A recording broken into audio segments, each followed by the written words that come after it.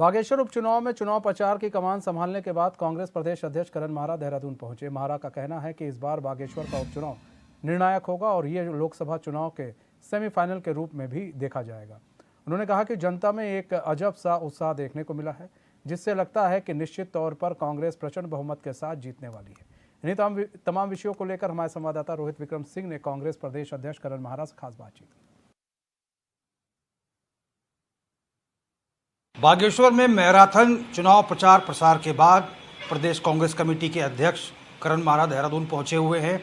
बागेश्वर में किस प्रकार का एक्सपीरियंस रहा, जनता ने कितना आशीर्वाद दिया, किस प्रकार का फीडबैक मिला और नतीजों को लेकर कितने आशान्वित हैं करण महारा जी, आइए इनसे जानते हैं। सर, बहुत जमकर प्रचार प्रसार आपने किया, लगातार आपके बड़े नेता वहाँ जमे रहे, जनता का मूड क्या कह रहा है सर?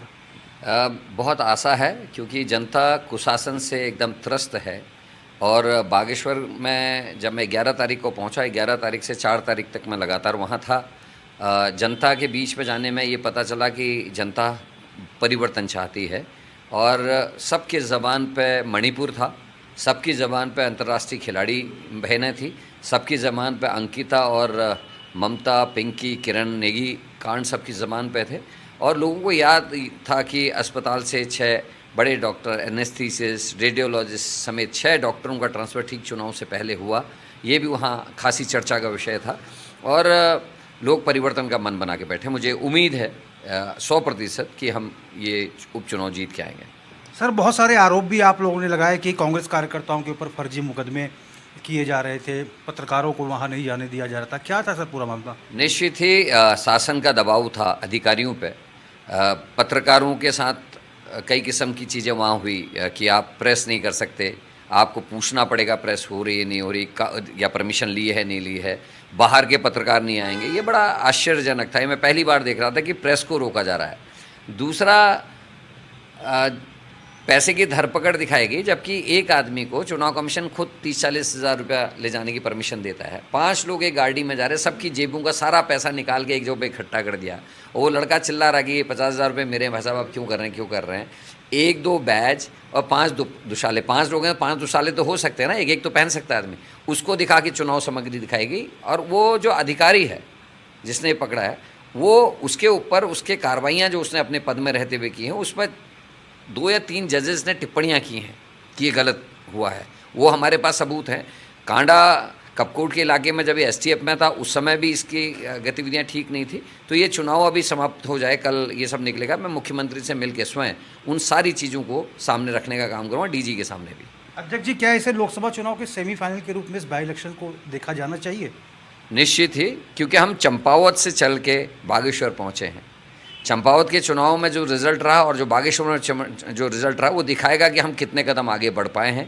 और इन 14 महीनों में जो कांग्रेस के कार्यकर्ताओं ने और नेताओं ने मेहनत की है, उसका कितना असर अब जनता में पड़ने लगा है, ये इस बात का द्योतक होगा।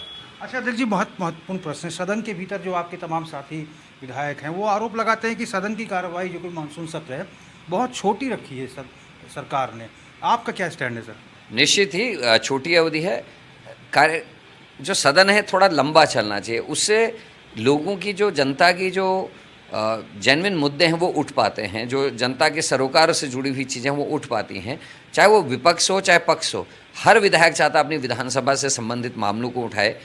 राज्य स्तर के कई मामले होते हैं जो बहुत महत्वपूर्ण होते हैं, उनको उठाया। जैसे अंकिता का मामला था, केदारनाथ में सोने की चोरी से लेकर गर्भगृह तक के मामले थे, जोशीमठ के बहुत गंभीर प्रकरण हैं।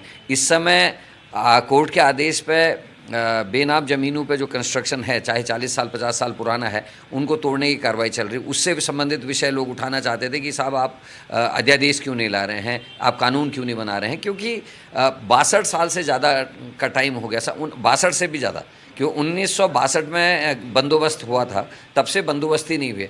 तो ऐसे में लोगों के संग जो अन्याय हो रहा है उसको रोकने को लेकर प्रश्न थे, महंगाई को लेकर कई प्रश्न हैं, और बेटियों के संग जो हो रहा है इस राज्य में, या कानून व्यवस्था के साथ जो हो रहा है, वो बहुत सारे प्रश्न थे।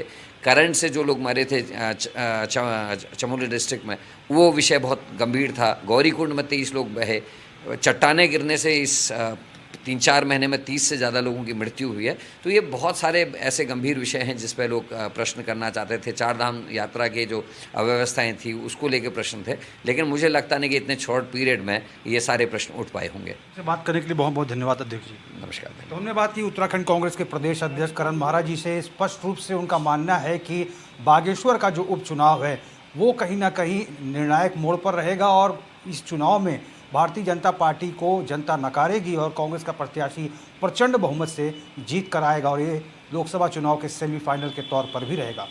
चैनल 24x7 के लिए अपने कैमरा पर्सन हरीश भट्ट के साथ मैं रोहित विक्रम सिंह, देहरादून।